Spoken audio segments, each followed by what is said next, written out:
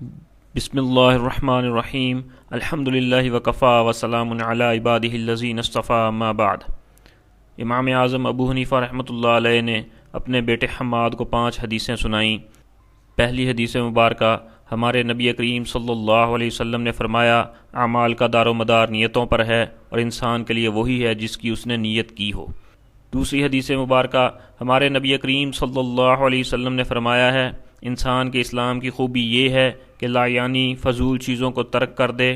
تیسری حدیث مبارکہ، ہمارے نبی کریم صلی اللہ علیہ وسلم نے فرمایا ہے، تم مومن نہیں ہو سکتے جب تک اپنے مسلمان بھائی کے لیے وہی چیز پسند نہ کرو جو اپنے لیے کرتے ہو۔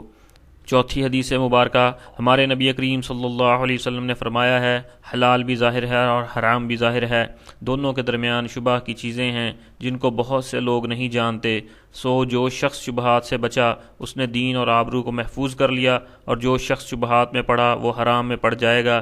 جیسا کہ چرواہا اپنا ریوڑ کسی کھیت کی باڑ کے قریب چرائے تو ان قریب ایسا ہوگا کہ اس کا ریوڑ کھیت میں بھی چرنے لگے گا۔ بلا شبہ ہر بادشاہ نے باڑ لگا دی ہے اور اللہ کی باڑ حرام کردہ اشیاء ہیں۔ پانچویں حدیث مبارکہ، ہمارے نبی کریم صلی اللہ علیہ وسلم نے فرمایا ہے، کامل مسلمان وہ ہے جس کے ہاتھ اور زبان سے کسی مسلمان کو تکلیف نہ پہنچے۔ یہ 5 حدیثیں سنانے کے بعد فرماتے ہیں، بیٹا ان 5 حدیثوں کو آئینے کی طرح رکھنا اور اپنے اعمال کا ان 5 حدیثوں پر محاسبہ کرتے رہنا۔ یہ 5 حدیثیں ان 5 لاکھ حدیثوں کا نچوڑ ہیں جو مجھے یاد ہیں۔ اللہ رب العزت مجھے، آپ کو اور پوری امت مسلمہ کو آپ صلی اللہ علیہ وسلم کے طریقوں کے مطابق اللہ رب العزت کے حکموں کو پورا کرنے کی توفیق نصیب فرمائے، آمین۔